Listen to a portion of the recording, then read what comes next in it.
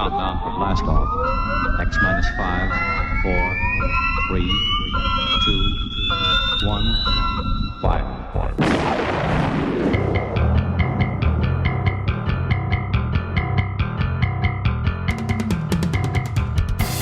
Welcome to Lord Blood-Rah's nerve-wracking theater.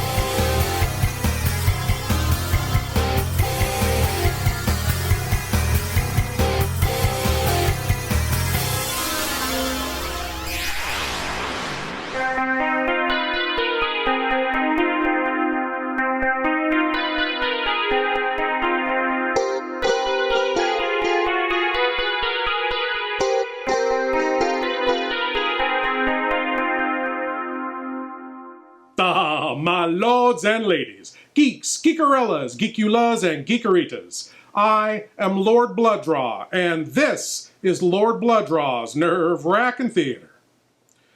My lords and ladies, making a movie is very difficult. Writing the script, casting the actors, getting the funding, finding the locations, building the sets.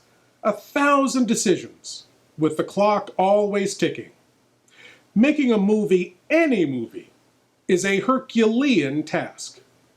Making a movie in 5 days, now that's a miracle. I'm telling you this in hopes that you'll feel more kindly towards the movie you're about to see. Tonight from 1959, it's the 5-day rush job, miracle, Teenage Zombies. Now, Teenage Zombies was indeed filmed in just 5 days and written by director Jerry Warren and his wife Breanne Murphy during their honeymoon. Well, to each their own.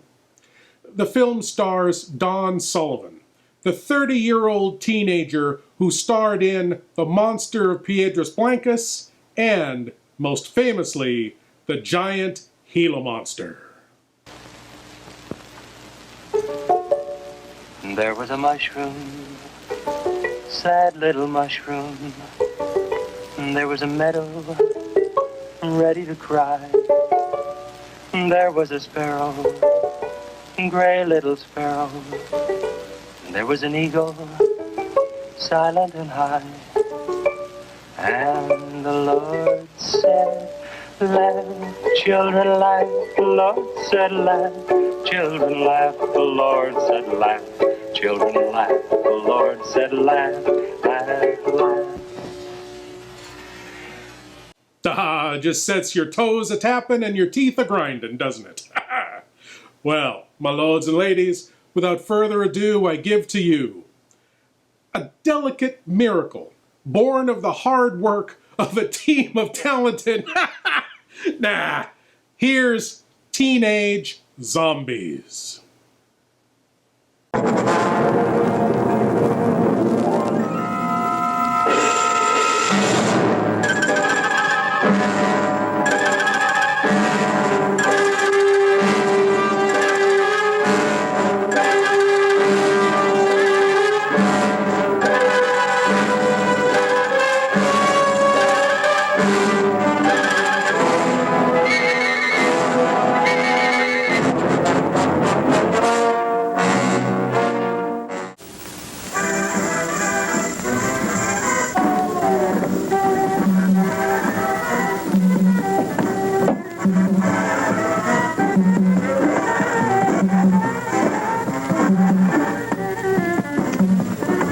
Chocolate, 1 strawberry.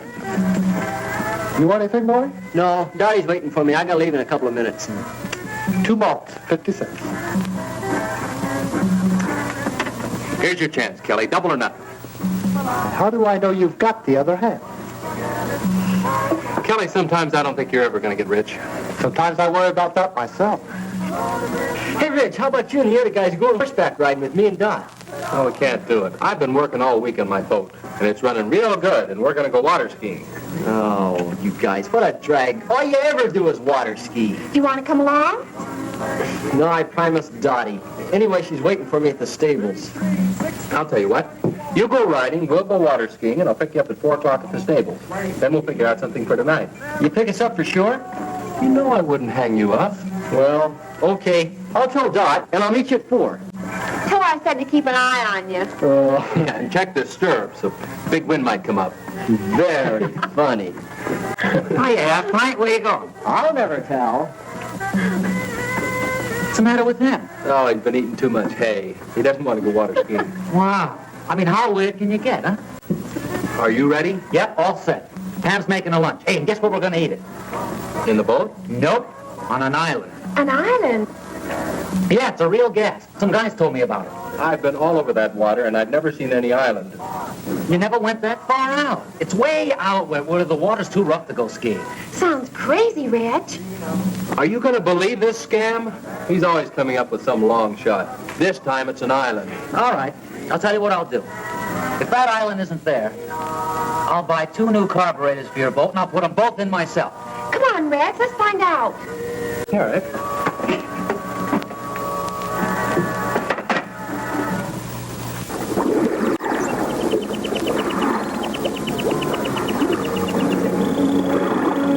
I told you this island was here. Nobody ever believes me. Funny we never knew about it. We do now. And it'll make a crazy spot for beach parties. Let's take a look around. Yeah, let's.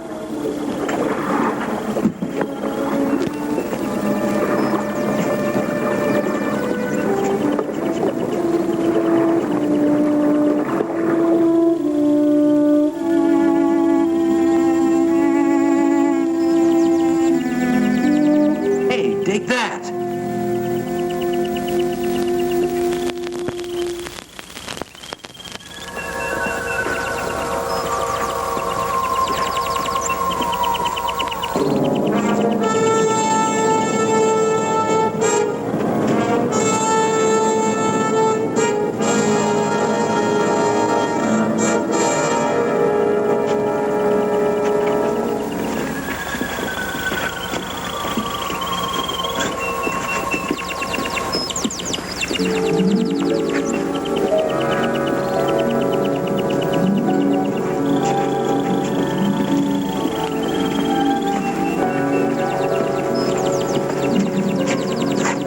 Reggie, look.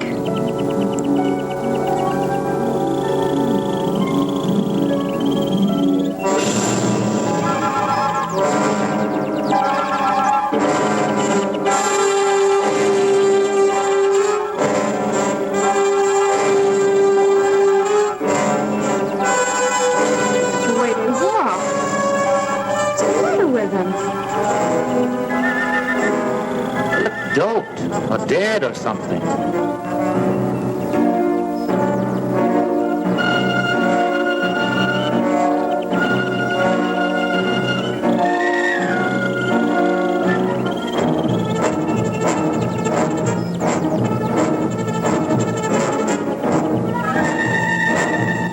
She's seen us. Let's get out of here.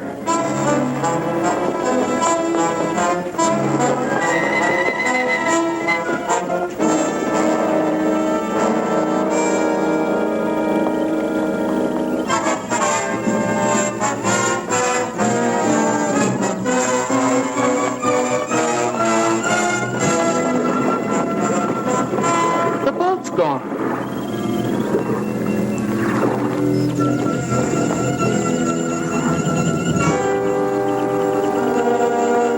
Well, they couldn't have taken it far. Who couldn't have? Well, the people on this island. Maybe it floated out. No, I tied it real good. Well, let's not get panicky. It has to be somewhere on the shore, so let's circle around it.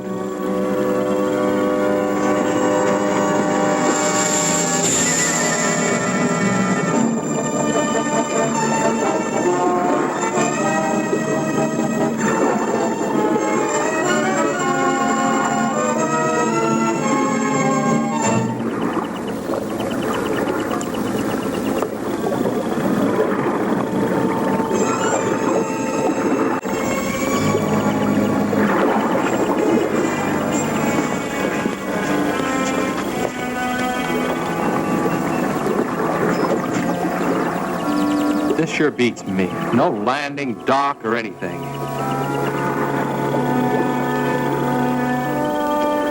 They might have tied it up at a better place. We better go see. Not me. Julie and I will wait for you here.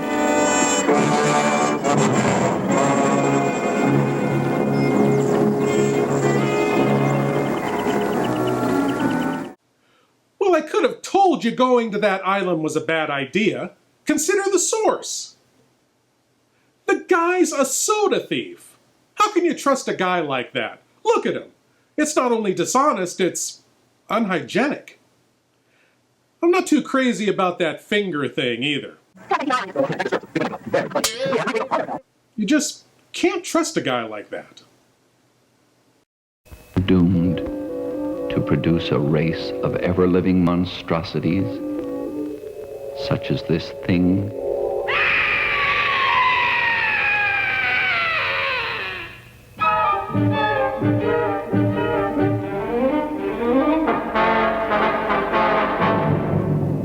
Worse, can a ruthless woman of great wealth buy this living flesh so she may live on like the vampire of legend? Deep underground in this chamber of horrors, bodies are for sale, the bodies of young girls. And this is the buyer. Girls are experimented on like animals in this house of horror, where the only escape is death.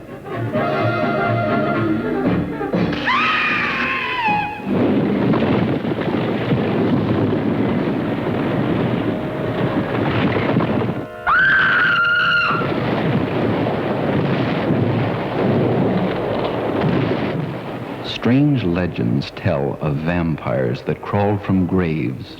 Does the world again face this monstrosity?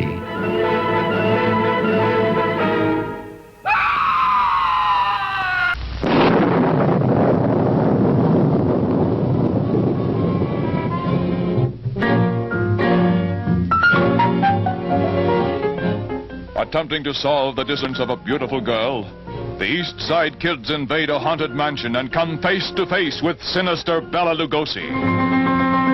The kids take the first round, but that's only the beginning of this terrifying night.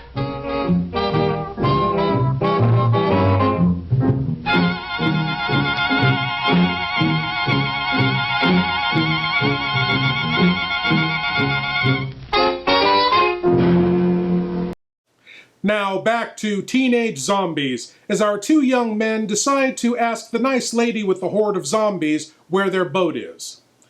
I'm sure she'll be able to help them, and then they'll be able to be on their way.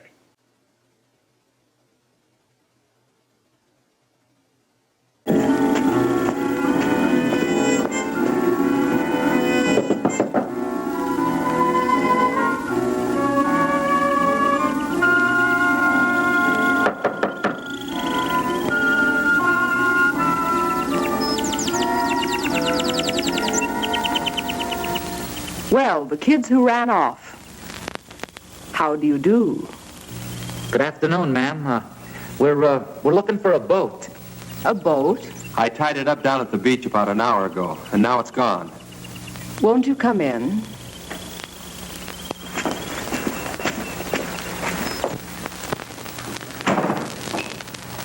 I'll get you a soft drink. Oh, thanks, ma'am, but we just... Oh, yeah, a soft drink. That'll be fine.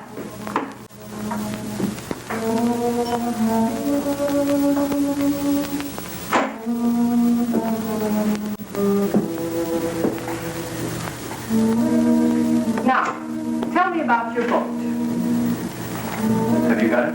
Your boat? Of course not. I've been here all day. Well, someone took it. And if we're not supposed to be here, well, we're sorry. I mean, if you'll just give us our boat back, we won't come back anymore. But I've told you, I haven't taken your boat. What kind of a place is this? I mean, who's in charge here?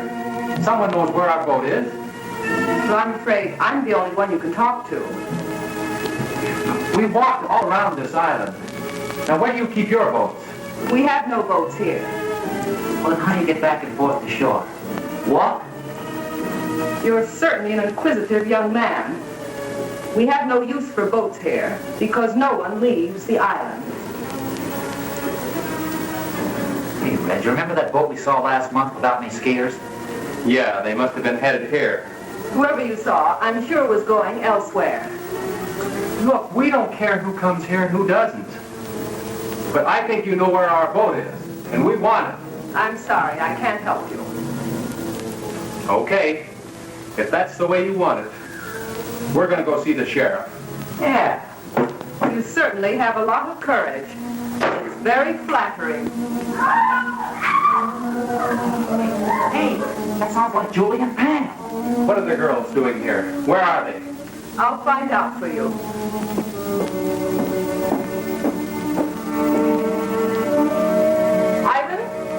Ivan, are the two girls there?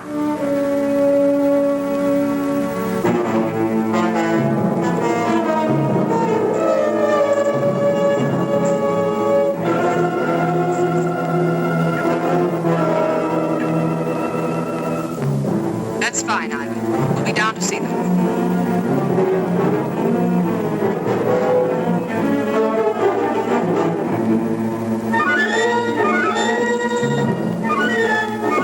Your friends are downstairs. Come with me.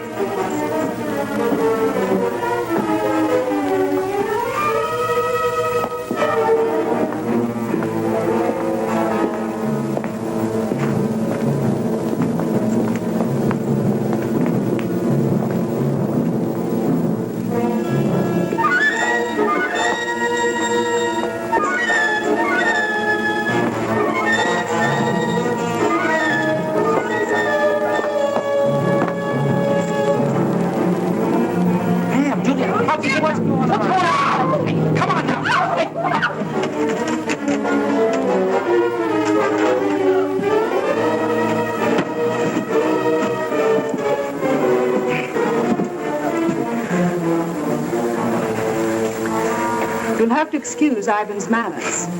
He's very strong and sometimes forgets himself. If you'll behave yourselves, he'll not hurt you. Hey, what are you going to do with us?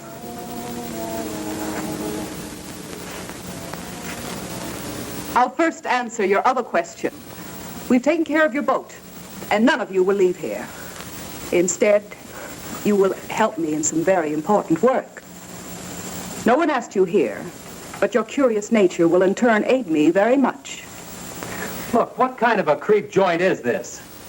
Place of research and discovery. A place where science is free from the interference of stupid politicians. Oh, yeah? Well, you won't get away with it. We've got some friends waiting for us. When we don't show up, they're going to follow us out here looking for us, and they're going to bust up this whole weird place. Please let us go. We'll promise never to tell anyone about it. I'm afraid that's impossible. And as far as someone discovering this island, well, that doesn't bother me in the least. You'll have to excuse me now. I have work to do. Remember what I said. Behave yourselves, and you won't get hurt. Come, Ivan.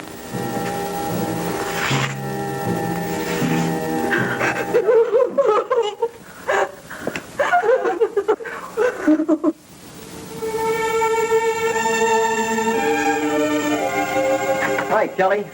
Hey, kid, what you doing? I'm looking for Reg. You seen him? Well, not since you were here this morning. How about Skip or Julie?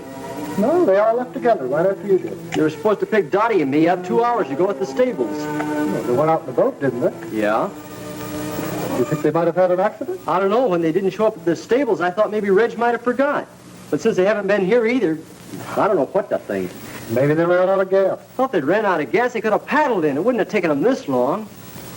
Where's Dottie? No, she's still waiting down at the stables. You know, Maury, I've never been out there, but I understand those waters can be treacherous at times. I think the wisest thing for you to do is go see the sheriff. He'll know what to do. Yeah, I guess you're right. I'll get Tommy to drive you out. Better stop by and pick up Dottie first. Yeah.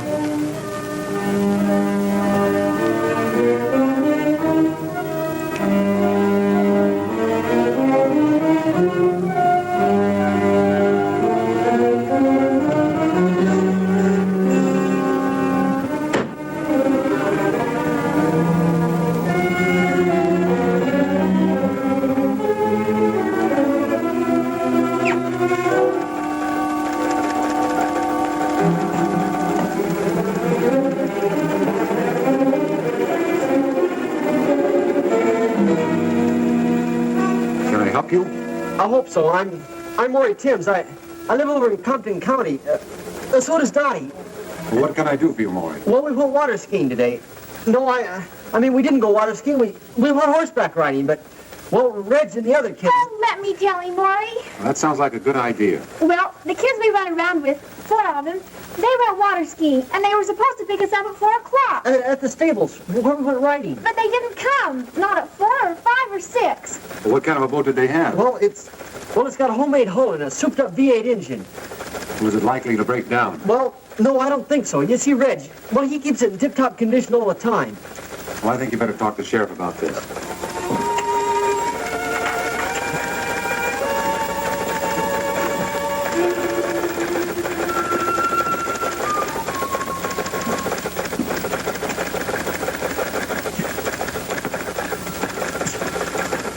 All right. Let's hear all about it. Well, we were afraid the boat tipped over something because they were supposed to pick us up a long time ago. What direction they went? No, they just went water skiing, no special direction. Well, now, we have about 800 square miles of water out there. That'll be difficult for us to search an area like that. But you gotta do something. You just got to. Now, don't misunderstand me.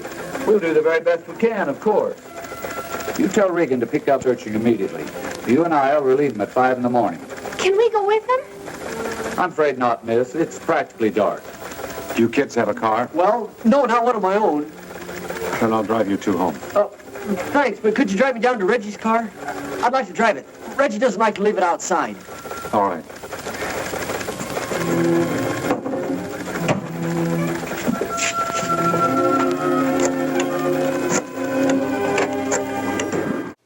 Well, I'm just going to call it now. At about 23 minutes into the movie, the most interesting thing we've seen so far is that huge refrigerator. Look at that thing. It's massive. Well, I guess she needs one that big to feed her growing army of teenage zombies. They're always hungry. Teenagers, I mean. Well, zombies can be too, but I don't think these are flesh-eating zombies. Unless they like a lot of fresh produce, condiments, and soft drinks along with their raw flesh. Which would be unusual because zombies usually aren't picky eaters. From ancient Genesis to the modern screen, is the name written in blood. Ega! If I could just call you on the phone. The code of the ghost at the sign of the toad. Nobody lives on the Brownsville Road. Thrill to the newest recording star, Archibald Jr. Oh, they scream in this way. See ravishing Marilyn Manning in a thrilling, chilling story.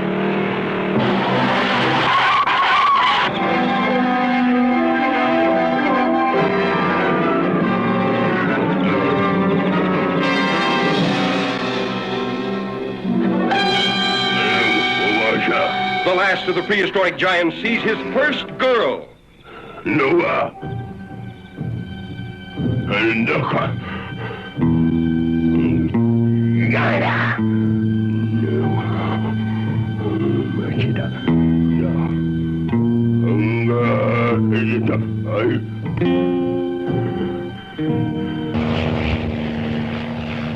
Curious newsmen search deep in giant country for the last of the ancient cavemen.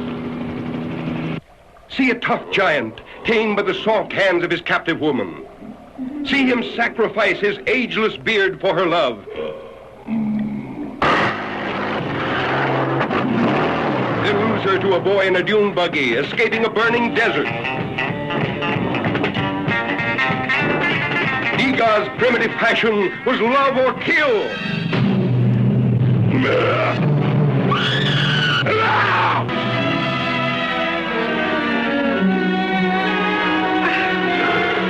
Hear Ega talk, the ancient language of love, used at the beginning of time.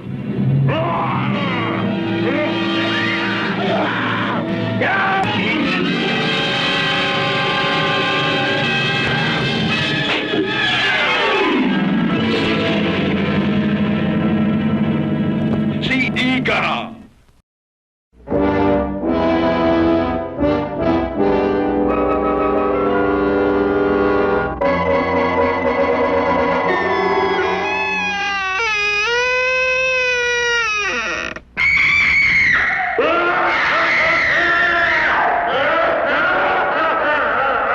Vincent Price, and you're invited to my party in the house on Haunted Hill, where so far the ghosts have murdered only 7 people. So won't you come and make it 8? You'll see human heads without bodies.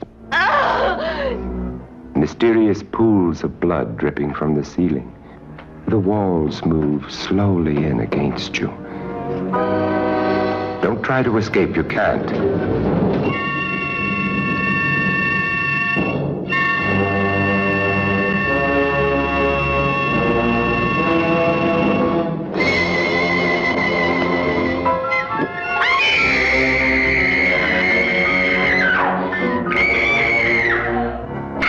You ready, dear? No. Are you ready, dear? Yes, damn you.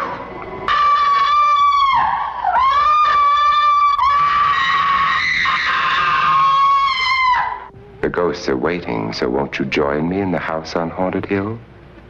Hurry, or you'll be late for your own funeral.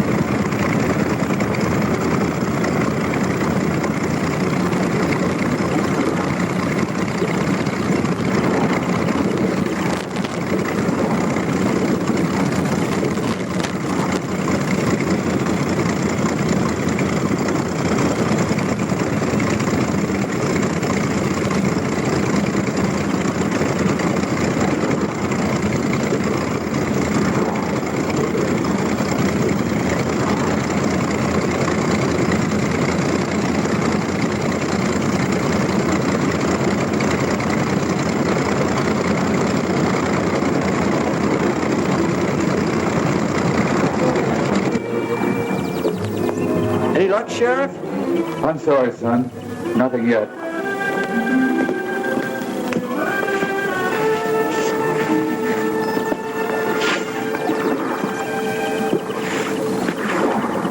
I wish there was something we could do to help. Hey, let's take one of Wally's boats and look around. Wally won't mind.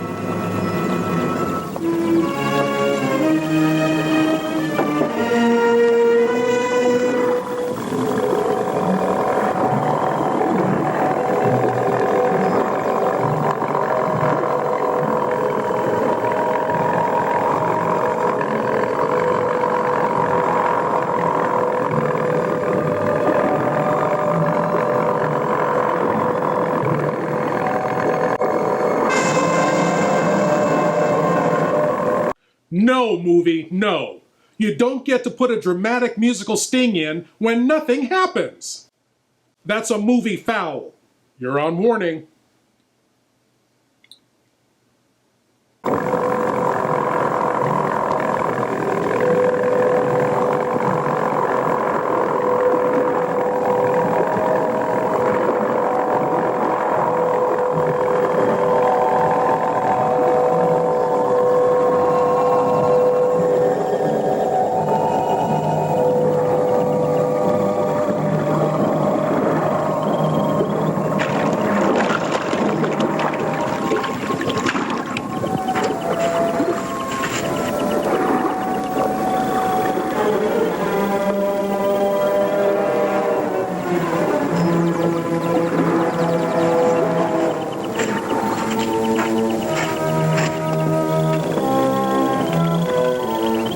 You know, as we were pulling up, I could have sworn I saw somebody walking. You must be carried away. If they were here, we'd have seen the boat. Look!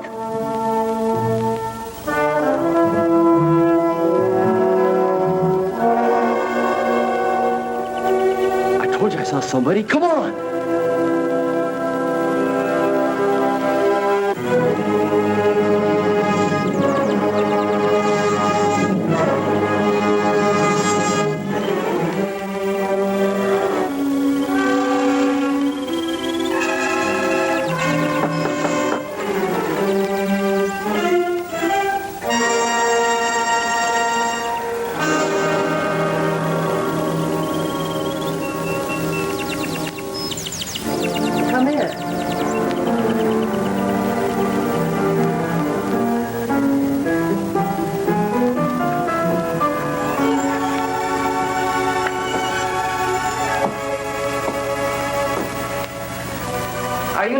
someone? We saw a man back there. We were trying to find him. He's gone now. Can I help you? Well, I guess you can. We were going to ask him if he saw anybody, 4 kids, in a boat around here yesterday. Well, I'm sure he didn't. Neither did I. You see, we were both inside all day yesterday. Do you live here? Of course. Would you like to take a rest? No, we better get going. You see, we're searching the water for our friends. We think they might have drowned. Why, that's terrible. I hope to find them safe and well. Are you sure you wouldn't like a sandwich or something before you go? No, I think not. Thanks anyway. I bet you don't get many visitors out here. No one ever comes here. Well, goodbye. Thanks for the information.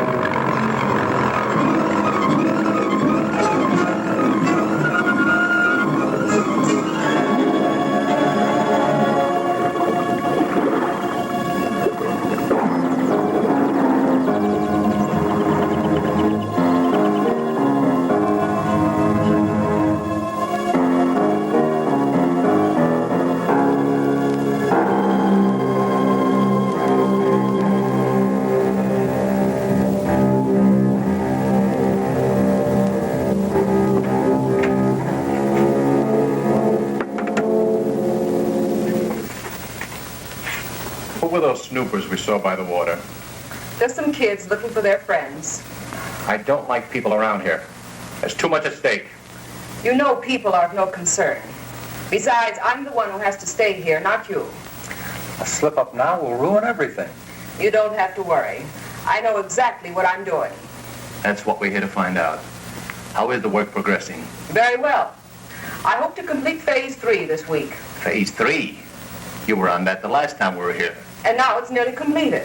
What do you expect in 4 months? We expect results. We must have results, and soon. Tell me, Doctor, what's the chance of finishing the research within 6 weeks? You mean the research or the actual completion of a perfect capsule? I mean the completion of 5,000 capsules, ready to drop. I've received orders from the east that we must move in another direction unless your capsules are ready in time. You mean hydrogen bombs? Yes. Fools. The stupid fools. What good is land that you can't use or go near for years? You know, of course, that we don't control these things. Well, what about it? Can you speed up the work? It is possible.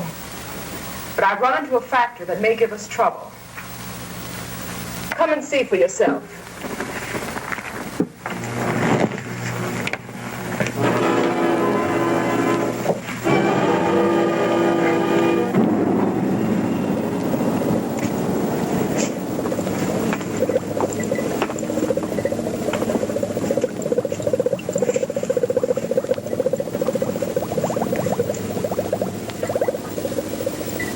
This is the first capsule that was used on Subject 1. It proved much too strong, as the subject died in 5 hours. I worked out this highly concentrated buffer and tested it on 4 separate subjects. And the results? About 0 consistency. Have a look.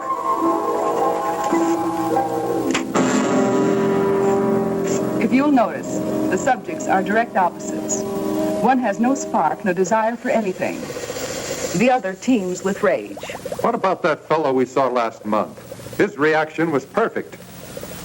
Ivan, the perfect slave, desire to work, perfect health, and obeys every command.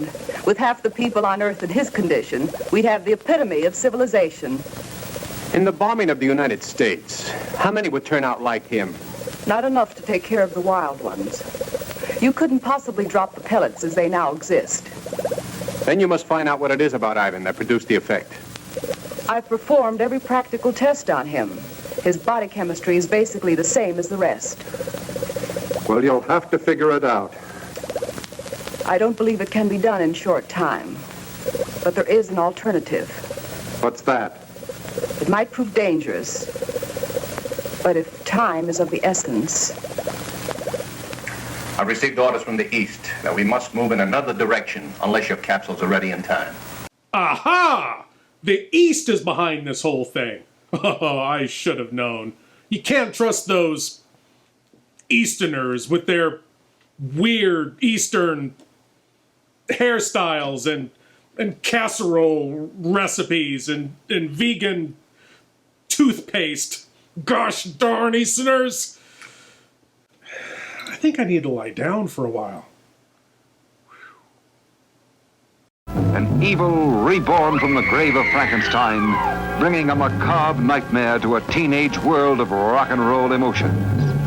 For the first time, a female descendant of the infamous Frankenstein, deadlier, more terrifying than ever before.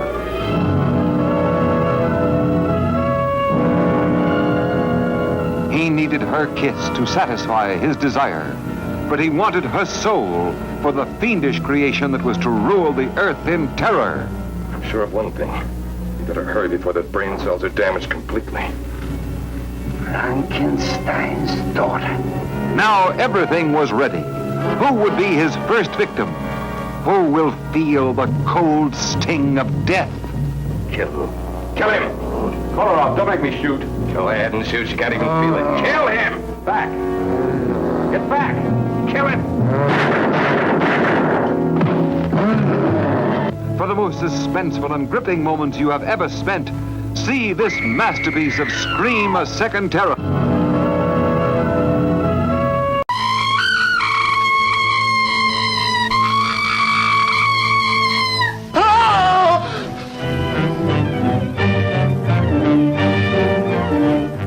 When an animal attacks a human, there's bound to be a lot of noise. But I, as a scientist, take many things into consideration a layman might overlook. Ever smelled anything like this before? Found it in Don Morton's bathroom. Well, yes. That's the same stuff that's been on every one of the Devil Bat's victims. All four of the murdered people had this lotion on them when the Devil Bat struck. Layton, I'm afraid all these murders have affected your mind. Now, my plan is to sit in the garden, and when the killer makes one of those power dives, I'll blast him.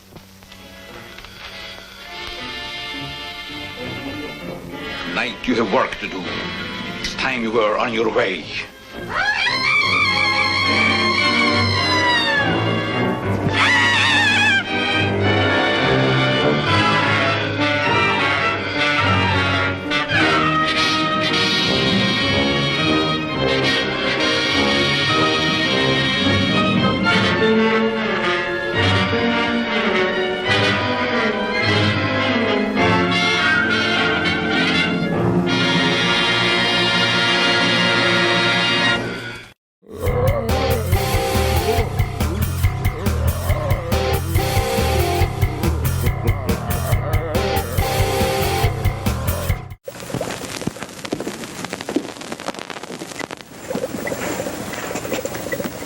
I worked out a formula using a completely different paralyzing agent. It rushes directly to the nervous system and can be dropped as a gas. And also, it will be difficult to detect in the American water systems. Is it dangerous to us? Not in the way you would imagine. The problem is, it can be counteracted. You mean it's not lasting? Effective and lasting. Until someone discovers what would bring the subjects back to normal. Can't you do something? Strengthen it? You want the people alive and strong so they can work and obey their superiors. If I increase the gas, they'd mostly die. But if they cannot think for themselves, how can they possibly reason a counteragent would help them? That's where we would have to gamble. At least until we had time to develop a second gas. How effective is it? I'll give you a demonstration.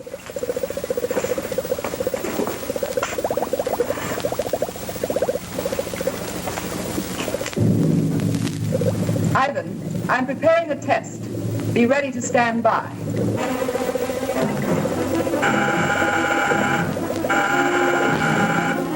You'll now be able to see the effect taken by a near-human subject.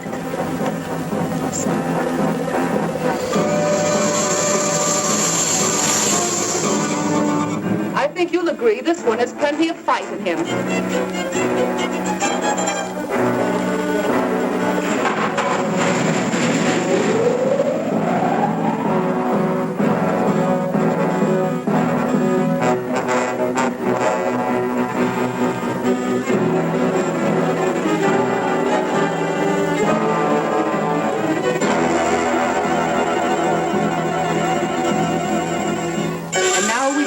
Savage beast.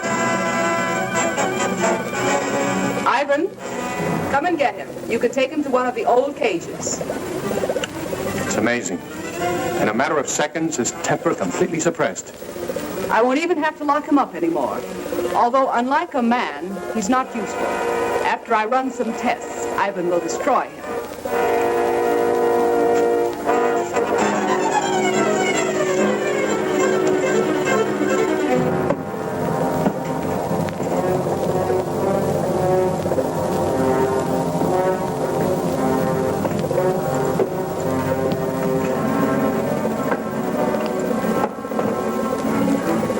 He appears to have no conscious feeling at all. From now on, he'll move exactly as he's directed. If only this could be permanent. If only we hadn't been betrayed. We'd have the time. What are you talking about? Who betrayed us? Do you remember Felix, our contact in South America? The one that helped you with the passport? Very well. I last saw him in Buenos Aires. The reason that passport looked so good was because it was a legitimate one. We recently found out that he was a United States federal agent. Where is he now? Dead. But we don't know whether or not he had enough time to contact his office about this operation. This is the reason for the change in time element. If he did talk to the Pentagon, they'd soon find this place. Then it's up to you. If you want to take a chance with what you saw, then I'll hurry along with the final tests. I have 4 human subjects to use. 4 new ones? They're friends of those kids you saw outside. Are you sure they won't be back? I rather doubt it. But if they do, we can handle them. We better stay here a few days, just in case.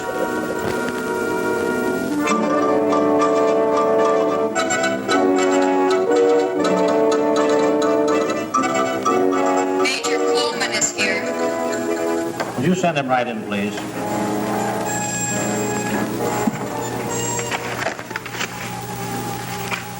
Did you bring everything they found? His suitcase contained mostly clothing and personal belongings. I have all the papers we located, but I'm afraid they don't help much. He couldn't carry anything of importance with him. Is there any chance of finding the body? If we do, it probably won't tell us much. The murderers undoubtedly checked his clothing.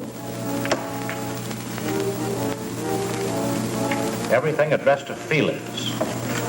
Is that the only name he used? He used the name Felix in Argentina and Mexico. Even the police in Buenos Aires were unaware of his identity. We have other agents in Buenos Aires. Why didn't he contact them? Colonel, we felt this assignment was the most critical we've ever been on. We tried to avoid any possible channel of detection, even our own agents. Your caution certainly didn't seem to pay off. Well, I suppose you're right. But we do have one thing, a photograph. This might lead us to their headquarters. First, we're sending copies of this photo to every law enforcement agency in the country. Every city, county, and state officer will be on the lookout for her.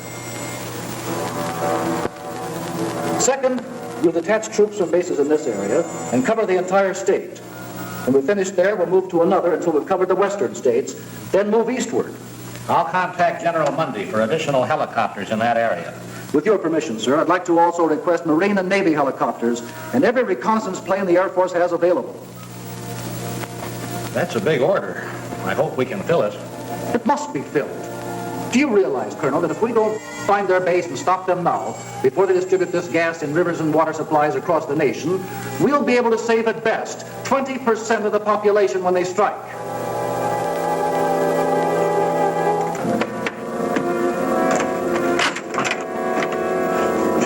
That's it. Clean as a whistle. Come on.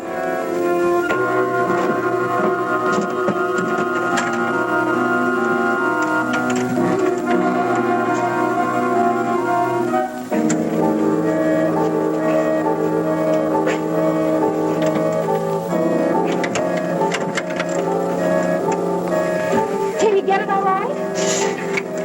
Oh, no. This one's going to be harder than the other one. It's a better lock. Maybe we can help with that. Hurry, hurry, he's coming.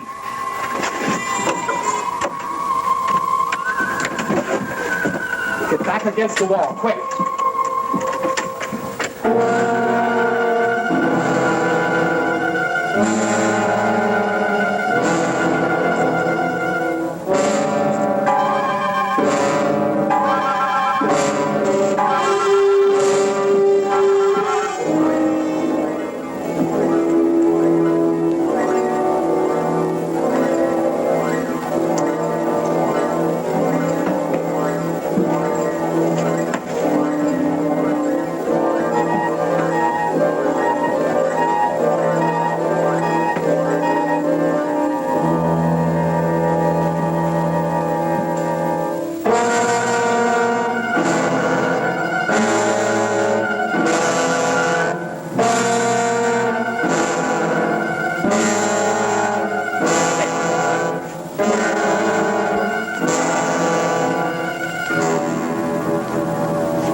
Hey, you.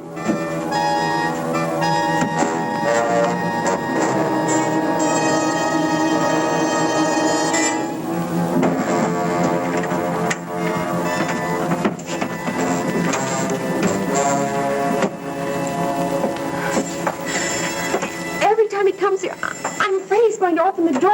The way he looks at me. I don't think he can do a thing unless he's told to. He must be under some powerful drug. Maybe he can't hear us when we talk. Oh, he can hear us all right. Look, it's a good thing he didn't notice the broken lock. He probably won't be back for a while. You'll have time to open ours. No, I think we better wait till the last minute. Well, if he notices the broken lock, we'll be cooked. But now you've got the time. Look, Julie! Getting out of these cages isn't even half the battle. If we can get through that hall and outside, we've got a chance. But we've still got to get off this island, and we can't swim. Hey, look, Reg and I can sneak out of here tonight after it gets dark. Then we can go down by the water and look for the boat, huh? If you find it, we'll still be locked up here. And what happens if you don't find it? It's got to be around here somewhere. And if there's anyone out there, Skip and I alone will have a better chance of not being seen. Yeah. Now, we'll be back before morning with the boat all set up. Then we make a run for it, hop in the boat and take off. It sounds fine. Except if anything goes wrong, we're still locked in here.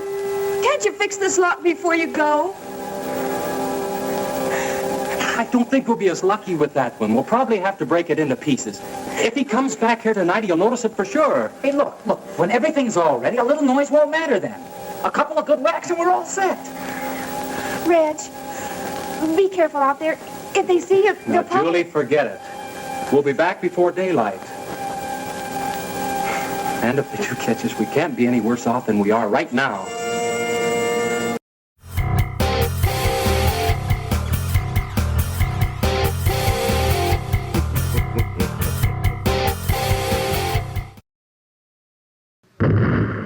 From the depths of hell comes The Devil's Messenger, starring the master of mystery Lon Chaney and Karen Cannon. You could be my messenger. You'd have to go back. Up there. I can't. I won't go back. You'll deliver that to a Mr. Donald Powell. Don't be afraid of me. The Devil's Messenger delivers gifts from hell, turning man into a ravaging beast. I took a picture of that old farmhouse. There's nobody in the picture. You saw it. Was there anybody in it? No, there wasn't. Somebody has come out of that house, and they're coming toward me. Back from the dead, his lovely victim seeks revenge for her horrible death at the hands of a man driven mad by a gift from hell, trapped in her icy tomb until the devil's messenger exposed her nakedness in her crystal prison. Now let's get down to here. She becomes the object of a scientist's lust. His consuming desire for her drives him to commit murder to keep her for himself.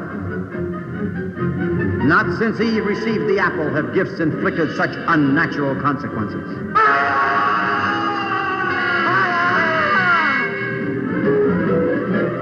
Tonight at midnight, you will be dead. Just how do you intend to kill me? I have no idea. I don't even know you. The crystal ball foreshadows doom, for it is the plaything of the devil, and only he can change the events it foresees. You must see what the devil's messenger has in store for you.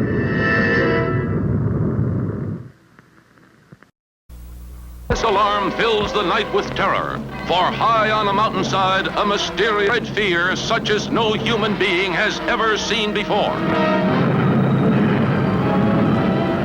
Where there are mountains, there are always clouds. But this one remains static. On the side of the Trollenberg, it never moves. Freak of nature. A radioactive freak of nature? It strikes without warning, wreaking death and destruction too horrible to behold.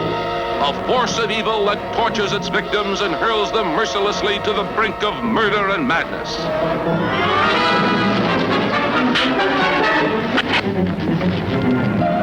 What is it? And what does it crave, this creeping horror that hungers and thrives on human flesh, while it inhabits its own silent world that no man can penetrate? No one is safe from its spell of destruction, a cold, hypnotic stare striking fear into the hearts of all, creating a frenzied nightmare for those who behold it. The cloud is splitting up. Splitting up? There are 4 of them now, and all moving this way.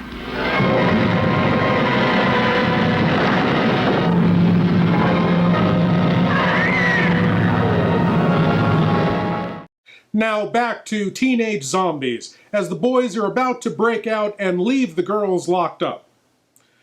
Either this is a brilliant plan, or the coldest way to let a girl know that you're just not that into her, ever. It's probably dark by now. Come on.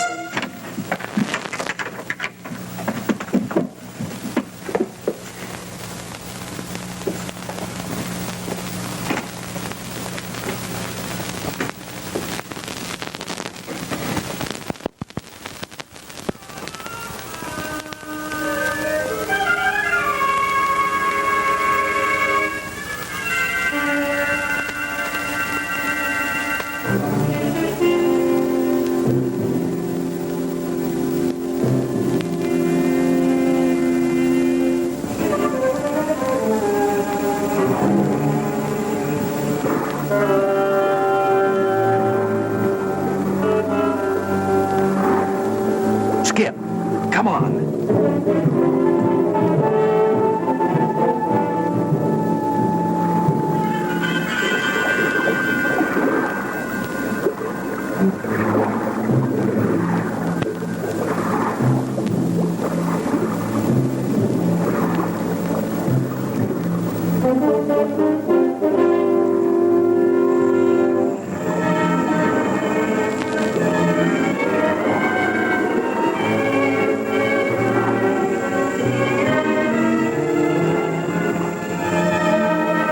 Sorry to interrupt, but as I remember, the boat they're looking for isn't that small. Why are they looking on the ground for it like they're looking for loose change?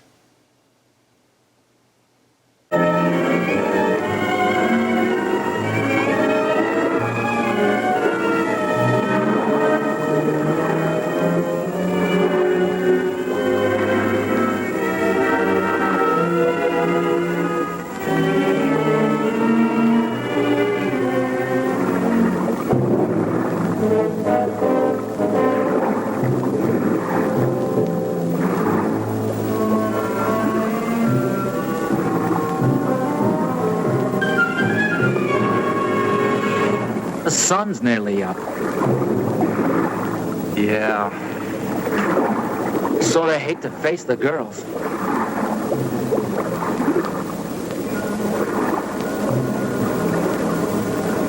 If I were a channel swimmer, I could make it in about 10 hours. We hadn't walked around so much, we could have built a raft. Wait a minute. We could still get a good start on it. You know, Skip, sometimes you really amaze me. Come on.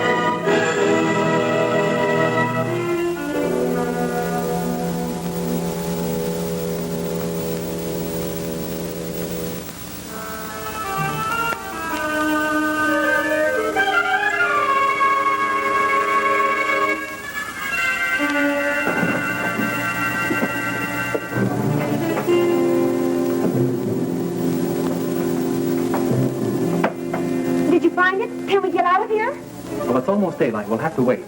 But you found the boat. No. But it's okay. We're building a raft. A raft? It's our only chance. We'll have it finished tomorrow night, then we take off. Hey, we better get inside. They might be getting up. Right. And we better get some sleep.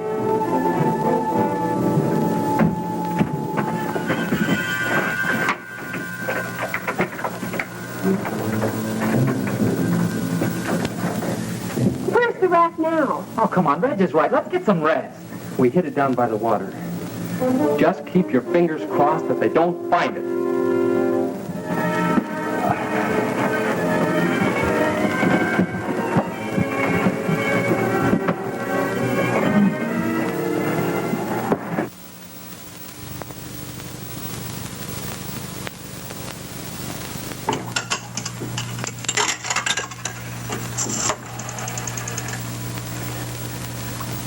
Hello?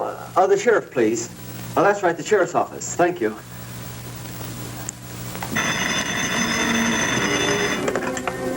Sheriff's office. Johnson. Hello, this is Maury Timms. Yeah, Maury.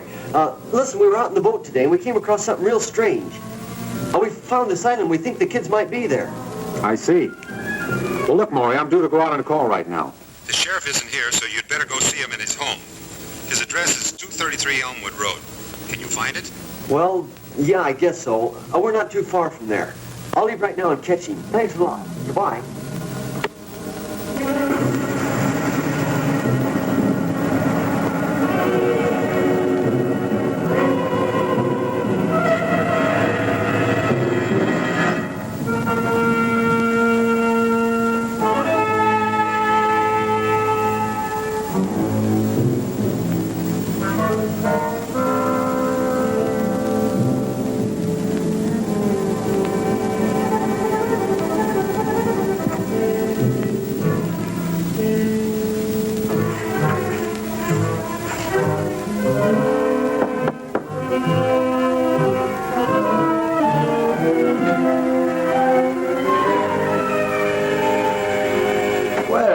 Kids, come on in.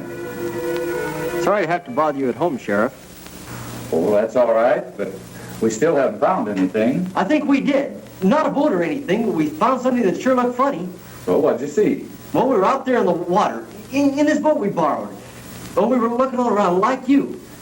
Well, we went way over toward the east. Must have gone about, 30, 40 miles. We came to this real weird place. It was an island. Yeah, real strange like. I didn't even know it was there before. Well, that must be Mullet Island.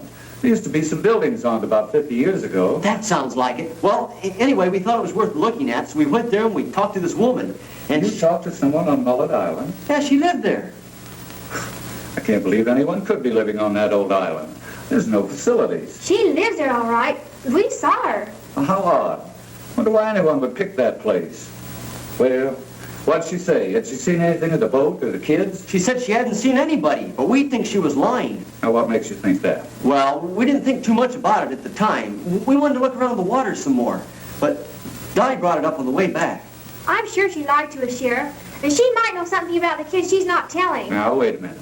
If people want to live in isolation, that's their own business. They have that right. Don't you jump to conclusions just because this woman may have looked, a little odd. It's not that.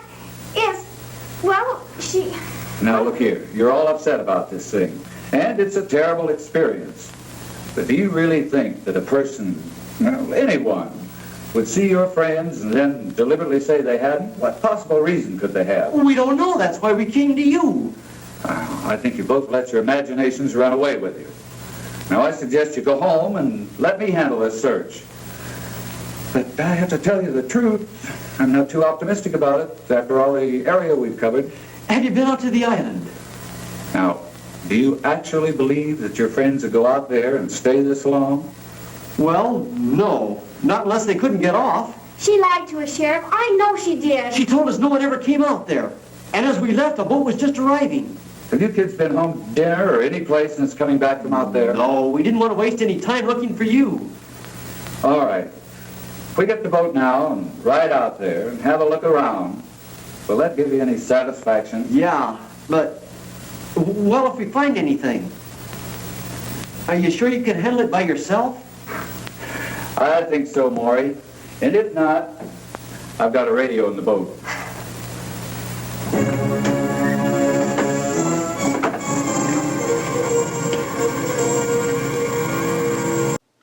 So the sheriff and the kids are off to solve the mystery of their missing friends.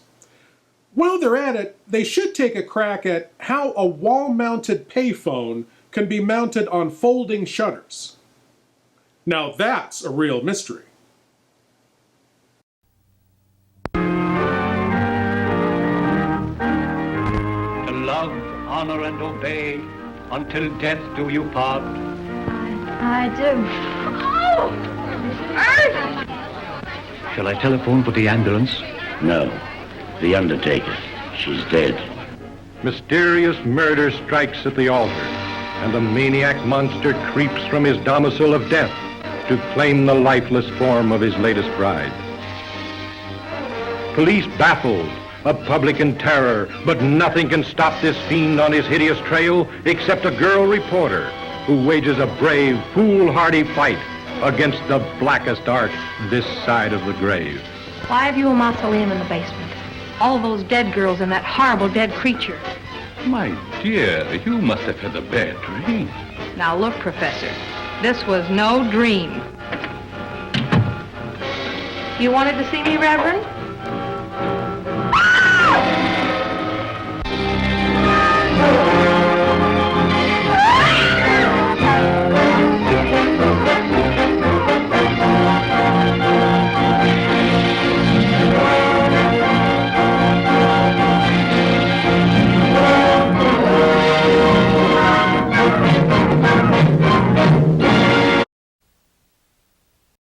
Now back to Teenage Zombies, where those evil Easterners are at it again!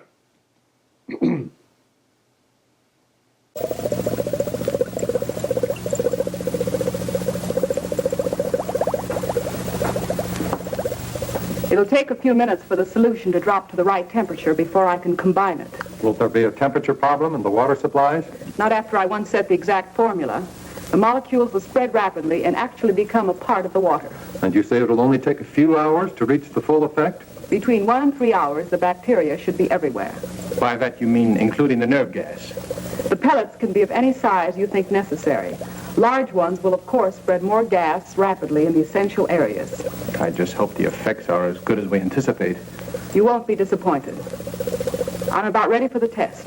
If you'll excuse me a second.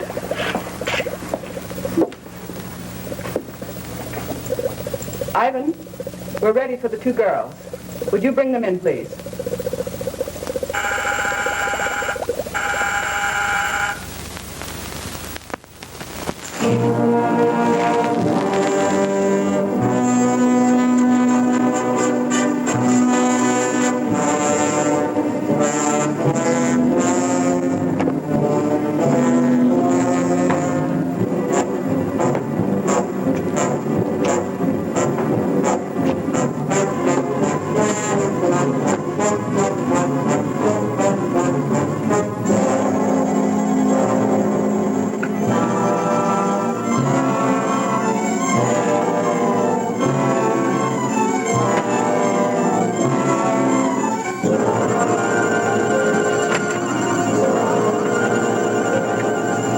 Get out.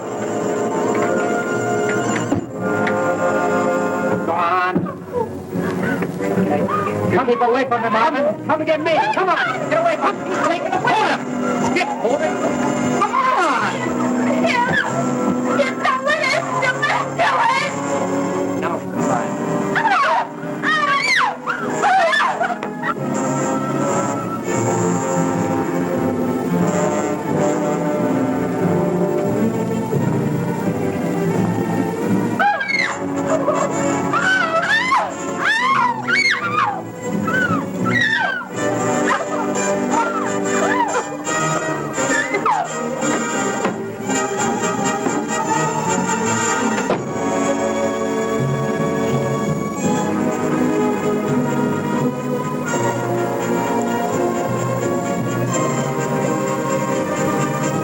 In that room to kill him. Oh, we can't rush them. They must have guns. If we'd have only gotten out of here last night.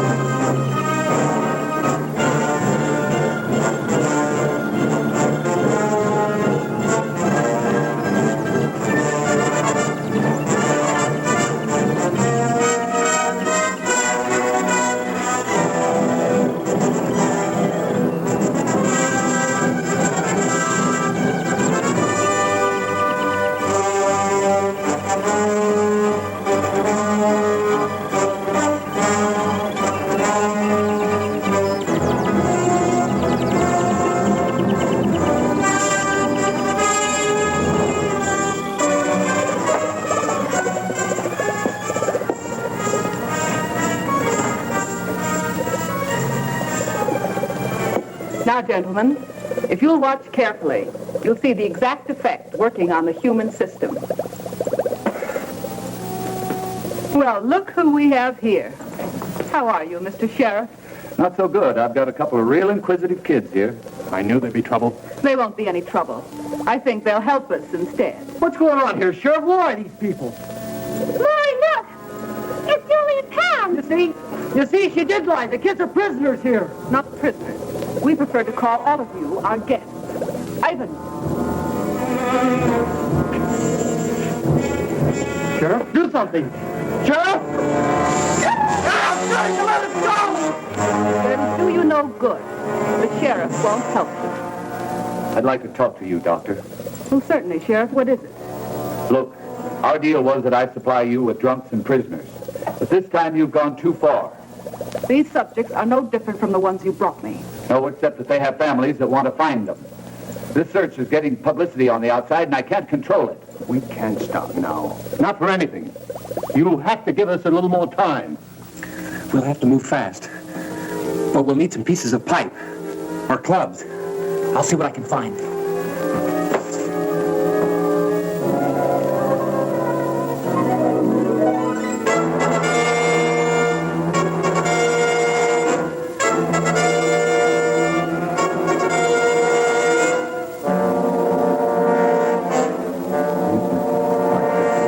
Agree with you. Oh, we'll need more.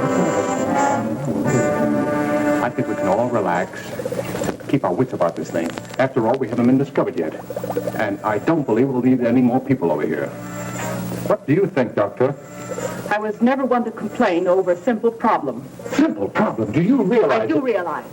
And I also understand thoroughly what we're all expected to do. I'm doing my job under the same conditions as you, only I don't complain about every problem I run into. Very well, then. Perhaps you should appoint someone to take my place. Perhaps we will. All right. Do what you think best. Let me know what you decide. We certainly will.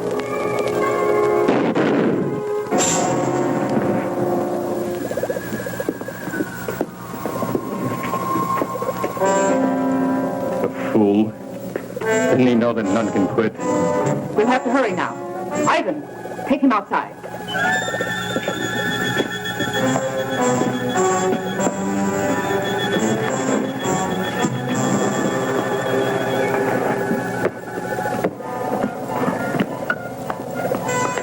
Where do you want these two? Keep them there.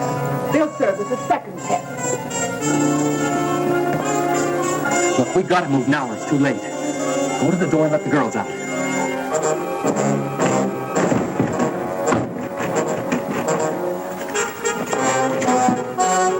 What's that?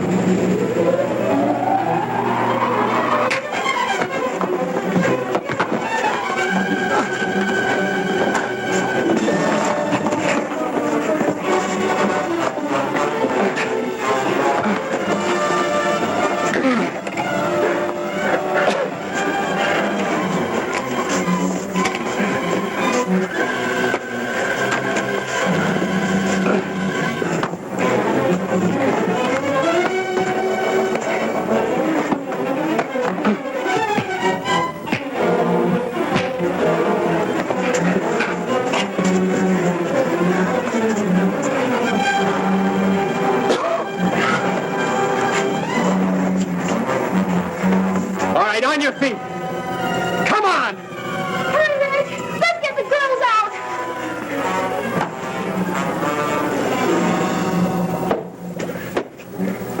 You can't open that door.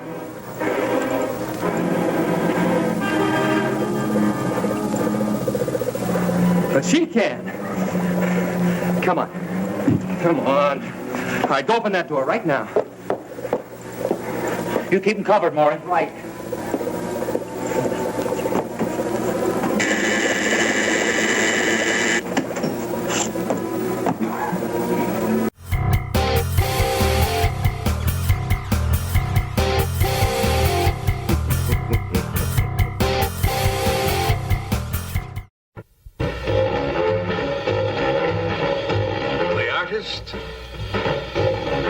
The poet, the figure model who loves to show it. You suppose he could be physically attracted to her? No, man, he ain't the type. You don't get enough vitamin E. All these are beat. All these you'll meet in A Bucket of Blood. Let us make the scene. Crazy. Enjoy yourself. Where the hilarious enjoy the horrifying in A Bucket of Blood. No, you're gonna shoot me! Don't shoot! Come to the land of living dreams, where realists dream of the unreal. Walter, you've done something to me. Something deep down inside of my prana. Oh, Walter, I want to be with you. You're creative. beatniks at their bawdiest, the creative urge at its most primitive. I'm deeply moved, and I shall compose a poem. Love is art, art is love. It's the weirdest and the wildest. I don't want to make statues anymore. I want to get married to you.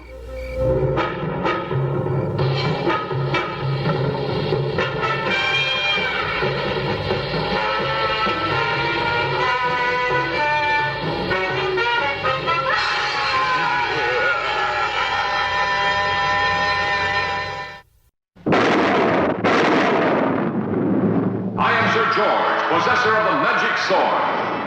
By its powers, I will lead you on the 7 great adventures, each one mightier than the other. Together we will go where no man has ever gone, into the land of terror itself, where the Superman of evil is king. Let no man face my 7 curses and reach the dragon's lair.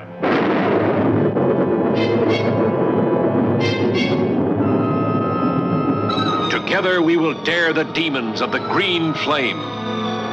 See the white-hot face of the fiery rock. Enter the mammoth cave that closes behind you, where humans are trapped, entombed. Brave the volcanic inferno of the boiling crater. See the miracle of the magic sword. Battle the gigantic ogre.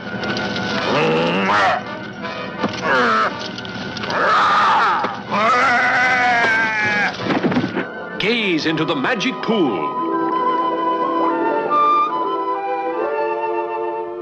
See the enchanted beauty, enslaved by the master of the black arts. Meet Sybil, the weirdest witch who ever brewed up a cauldron of spells. I wonder what Sybil's cooking up. Witches of Hecate, blacker than black, demons of shame, flesh on the rack.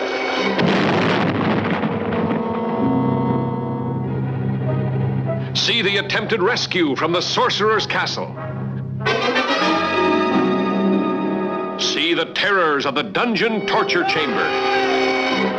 See the terrifying fate of the shrunken people, cast under an evil spell by Lodak, greatest magician of them all.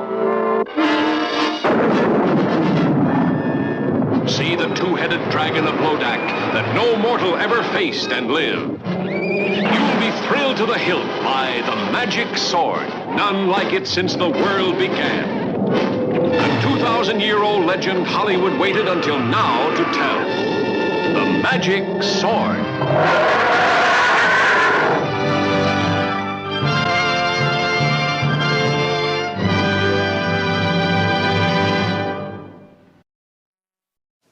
Now on to the exciting conclusion of Teenage Zombies. Then after that, something else entertaining.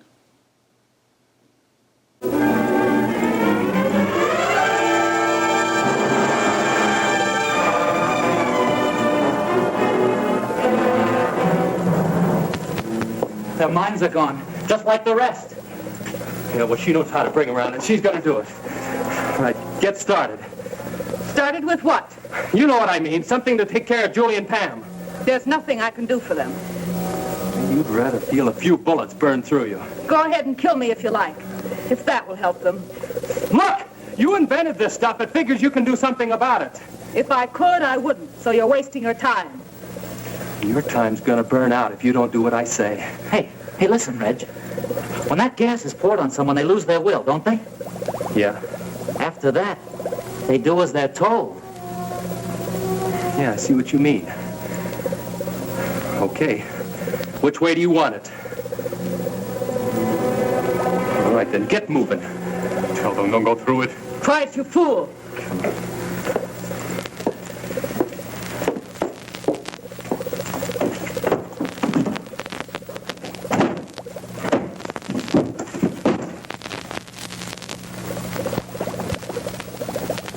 How do you release the stuff?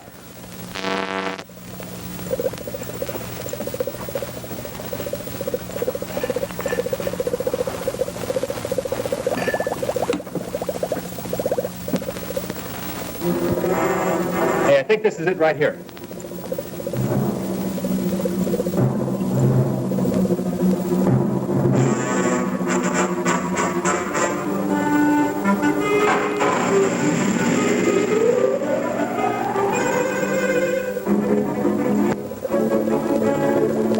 I wonder how long it takes to work. It looks like it's clear enough. Let's get her.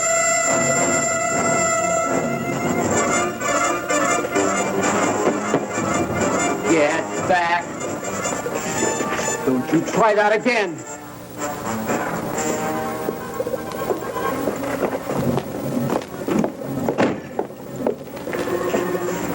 All right, now let's have it. Come on. Now, you know what we want. Come on. Something that'll fix the girls. Come on now, I'm not kidding. Hold it, Skip. You understand me? Hold it. I mean it. We're doing something wrong.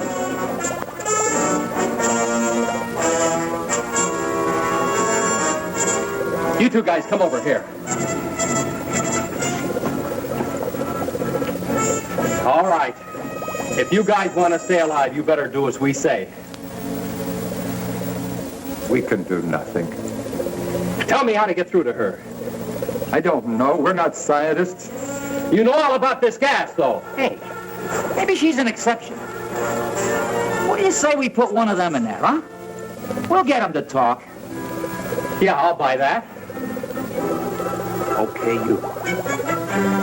Let's go. I said move. No, wait. I'll tell you. I don't know exactly which one it is, but if I Show us where it is.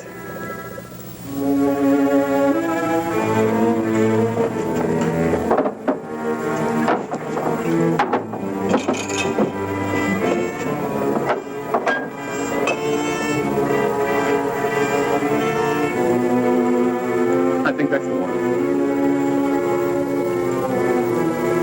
What do you mean you think that's the one? Well, she only mentioned it once. I think that's the mixture to counteract the gas. Now, this might be poison. Well, let's give it to her first.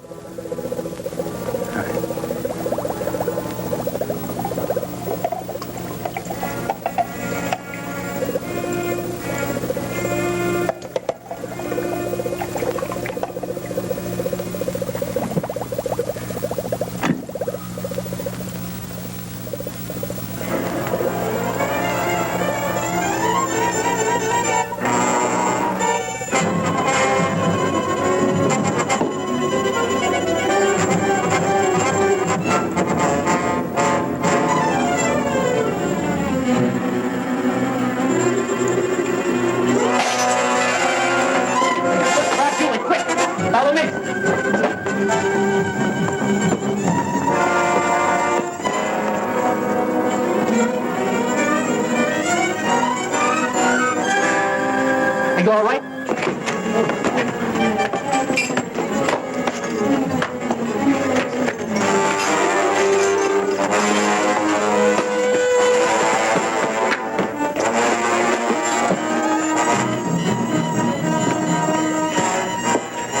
Pull yourself together. We have to stop them. The police boat. We'll have to put it away with the other boats before they reach it.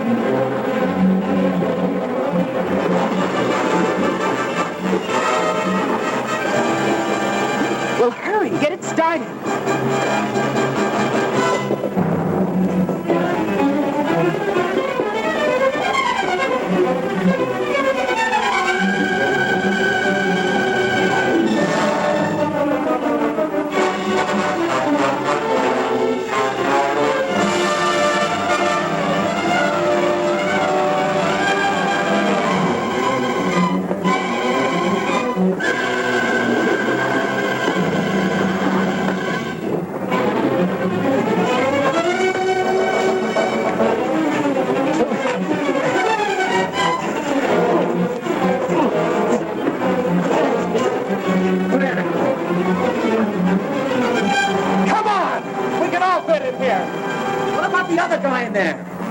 After the gorilla's finished with him, I doubt if he can make it to the water. Let's go! With pleasure.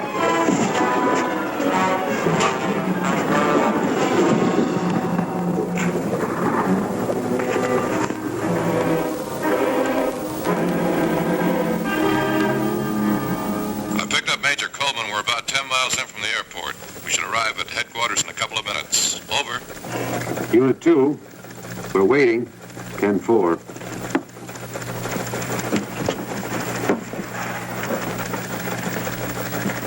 The Army will be very grateful to you kids. You know, it's funny that the picture of that woman just arrived this morning. You know, I'll bet if that sheriff had been here, you wouldn't have seen it at all. I guess you're right, Maury. I expect a full investigation of this office. We had a lot of prisoners unaccounted for. We saw quite a few men on the island. I guess they must have been the ones. Poor devils. I hope we can do something for them.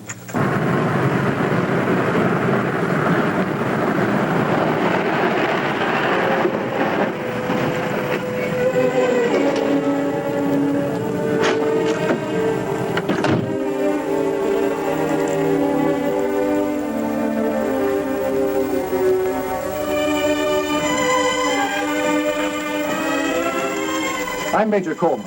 Are you Johnson? I was placed in temporary charge of the substation. From what I understand, the job will be permanent. And these must be the kids that cracked a ring the Army couldn't even locate. They sure did, sir, and we're mighty proud of them. Well, if we did anything, sir, it was to save our own neck. Most of us were scared stiff most of the time. Nonetheless, you accomplished it, and you performed a great service. This group was the largest menace to United States security we've ever had. Wow. Hey, you think maybe we'll get a medal, huh? Oh, there you go. I swear, Skip, you remind me of a walking comic book. What's wrong with being famous? I can just see the headlines. Football star cited for bravery. Football star? If you ever get off the bench, I'll personally give you a medal. Oh, wow, Pam, you sure are a drag, you know that? Hey, I was talking about next year. I believe there'll be rewards for all of you. In a few days, you'll be going to Washington, D.C., where you'll be interviewed by the President himself. In the meantime, if there's anything we can do for you, let us know.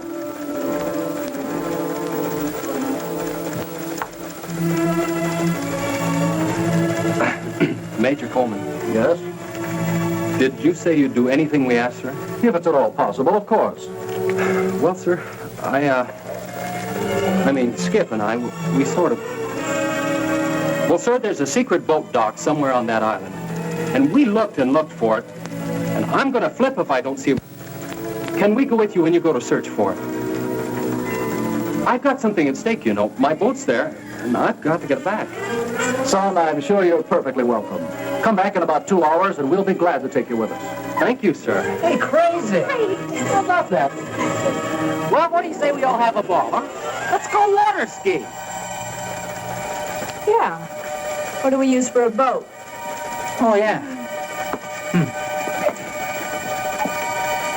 Anybody for horseback riding?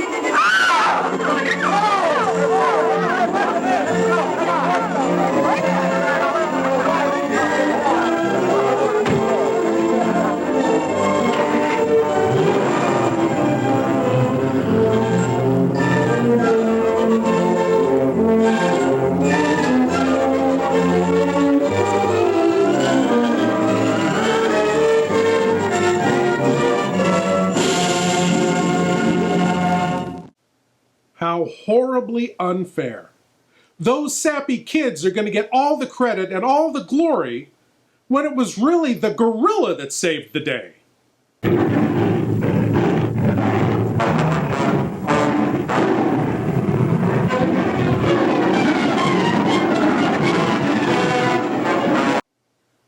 Where's his medal? Why can't he meet the president? There is no justice. We'll be right back. Larry!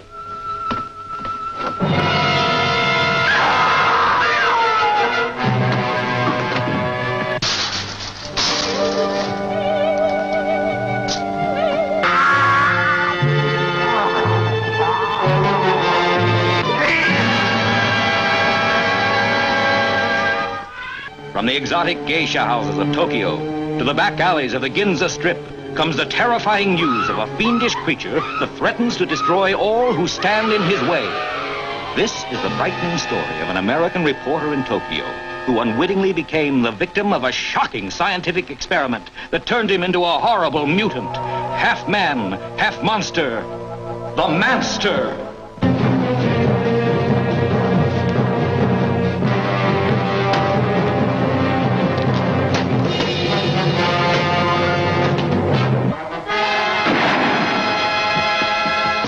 What happened? He got away. I think I know where he's going, to Taras. Follow me. Right. There's panic in the streets as the unheard-of terror of a half-man, half-monster runs wild through the city. There he goes! Don't miss The Manster, a genuine thriller in the most frightening sense of the word.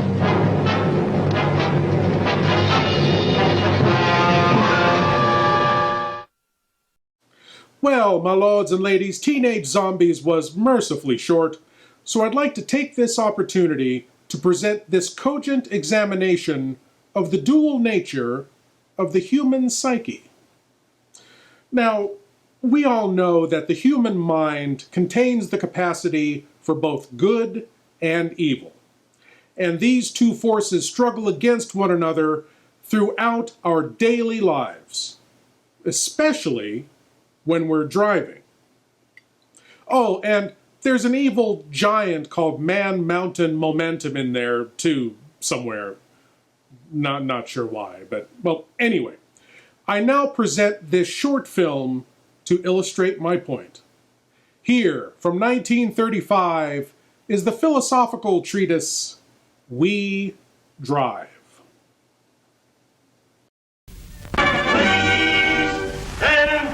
The battle of the century. Introducing in this corner, Reckless Rudolph, best wrecker of the world. And in this corner, the challenger, Sensible Sam. Safe, pure, and sound soccer.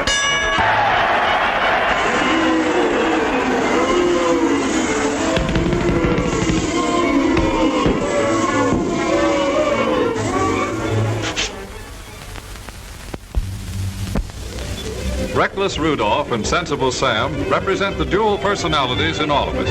These two, here comes trouble. Here's Rudy now. Go on, pass him. He's only going 40. Some fun, eh? Here comes a car. Better see what's behind you first. Take it easy. There's a car coming. Take a chance. We can beat him.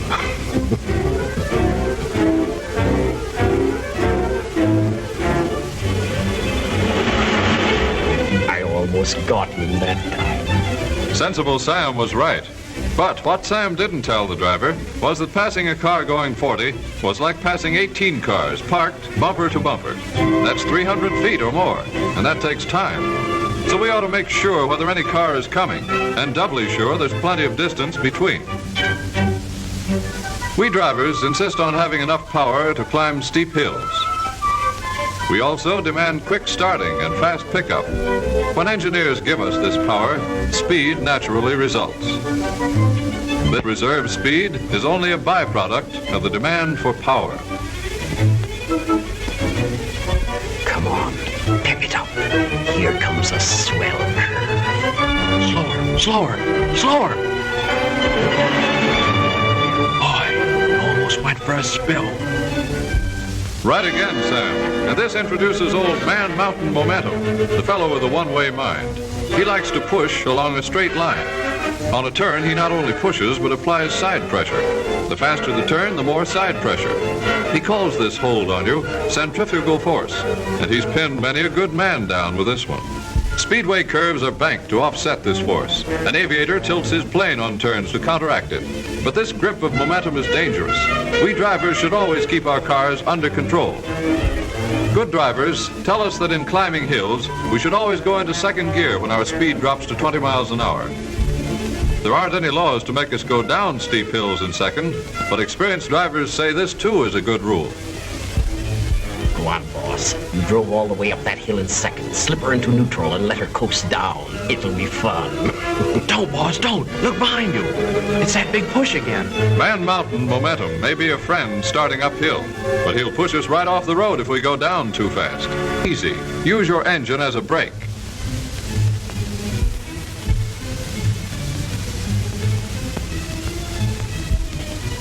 Use your passing lights, too.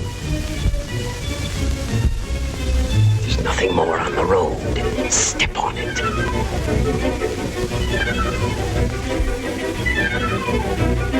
Here's where I get him. Don't overdrive your headlights. Careful. Slow down. You won't be able to stop soon enough. There might be something up ahead. You can't see as well at night. I'll show you. What did I tell you? Aren't you glad you cut your speed? The margin of safety at night is the distance our lights, good or bad, let us see ahead clearly. Overdriving our headlights means we cannot stop within this space. This includes the distance spent while deciding to stop and while moving the foot to the brake pedal and pressing it down. We must remember that cars driving at speeds that cannot stop in this distance are taking chances.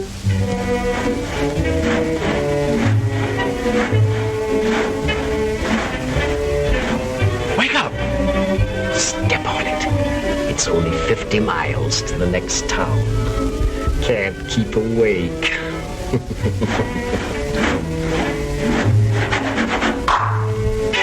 Listen, boss. I'm sleepy, too. Look, let's not take any more chances of overdriving ourselves. How's about it? Foiled again, but I'll get him yet. I'll get him. Oh, yeah?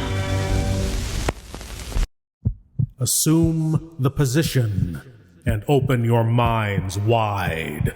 It's time for your cranial cavity search.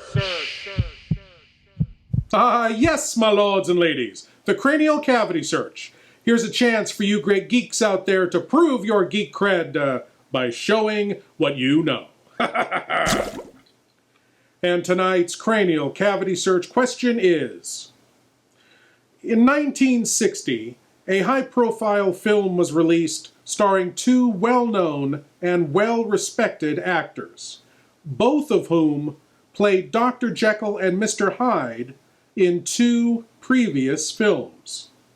What was the title of this film that boasted not one, but two Dr. Jekyll and Mr. Hydes? A. The Magnificent Seven. B. Spartacus. C. Inherit the Wind. Or D. Ocean's 11. Which film starred not one, but two Jekyll and Hydes? We'll find out after not one, not two, but too many commercials.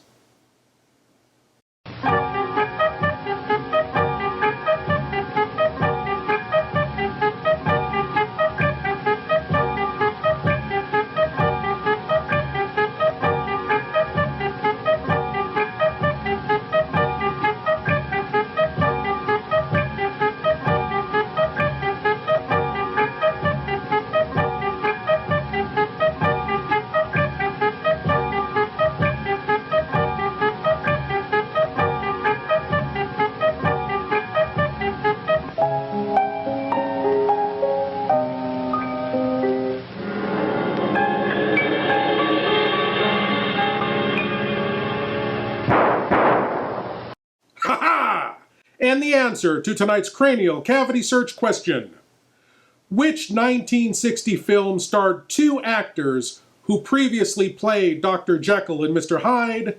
It was C. Inherit the Wind. Yes, my lords and ladies, Inherit the Wind. The 1960 film about the Scopes monkey trial. The famous 1925 court case in which a high school teacher, John Scopes, was put on trial in Tennessee for teaching evolution in the classroom.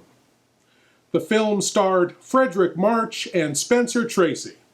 both of whom starred in film adaptations of Jekyll and Hyde in 1931 and 1941, respectively. In fact, Frederick March won the Oscar for Best Actor for his portrayal of Jekyll and Hyde, the very first actor to win an Oscar for a horror role.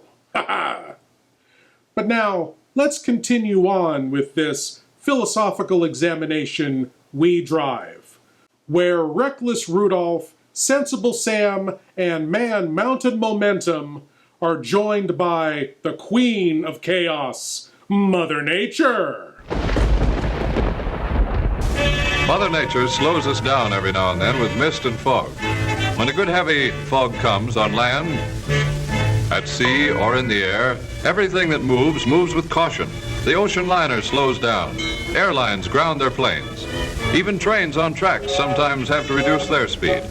And we drivers must make our way cautiously. Hurry up. You're late for the party. Take it easy. Better to get there late than not at all. Set your lights down and they won't reflect in your face. Don't be afraid to use your horn. Are you sure your tail and stoplights are working? Keep close to the right. Usually in our cars, we're trying to reduce friction all we can. We use ball bearings and roller bearings. We smooth and polish parts. We put oil into our cars, all to overcome friction. In starting a car, stopping it, or turning a corner, we need road friction for our tires. But when ice and snow come, the normal condition of this friction is changed. If we are as careful behind the wheel in slippery weather as we are in feeling our way on foot, we can easily adjust ourselves to this change. Come on, keep going. You can stop in time. Easy on your brakes. Gently. Feel the surface of the road. That's it. Now start easily. Engage your clutch slowly. Don't spin your wheels. No chance to skid. See? When going along the highways, we drivers should make it our business to watch the road signs, know what they mean, benefit from what they tell us, act on their advice. If we get in the habit of disregarding them, they lose their meaning, and sooner or later, we'll be sorry.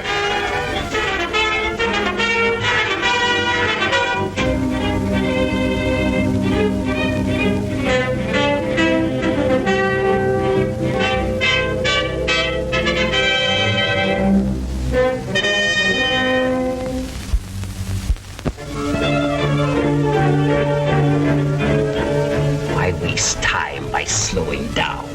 No kids around now. There might be just one, boss. Coming to school late. There. Aren't you glad you were able to stop? When we look down on traffic from a tall building, we wonder how all those cars can keep moving along, crossing intersections, parking and passing each other without getting hopelessly tangled up. But when we become a part of that traffic, it's often more confusing. We can't see those things up ahead that make us stop and start. We can't see what's going on in other people's minds. Every intersection, every alley, every car should be under suspicion. We can't let the other fellow's mistake get us into trouble. Give that bozo a bit of your mind. Hey, you! Why don't you pay attention where you're going? Get out of that car and I'll...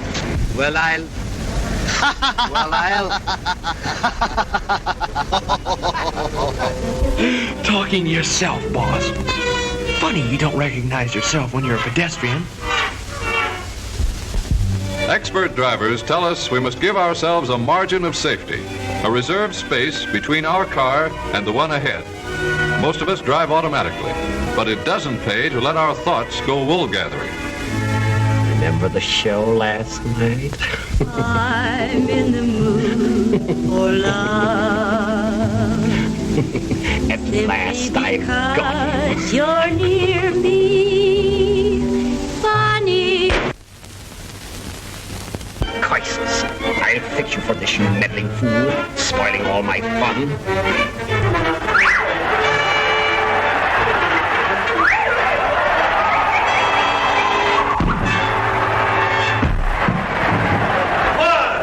Always be courteous. 2, Know how to drive.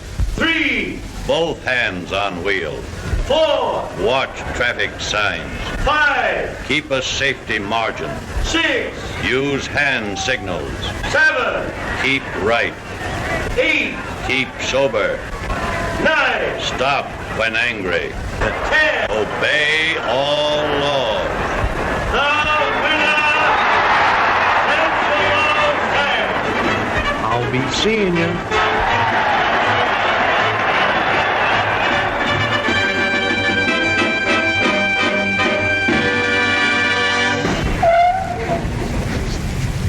Give that bozo a bit of your mind.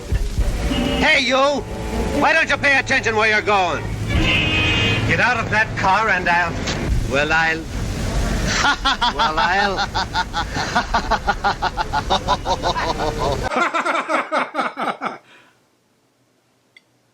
What are you doing in there? The same thing you were doing out there. Oh, well, so this turned out to be more about driving safety than the split nature of the human mind. Oh, I don't know. He did almost run himself over there. Well, yeah, that's true.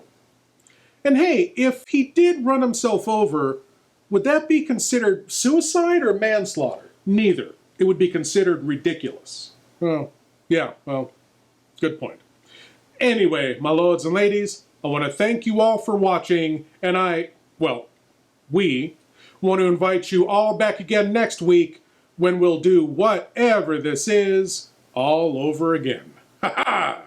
As always, we're Lord Blood-Rah saying, geek out.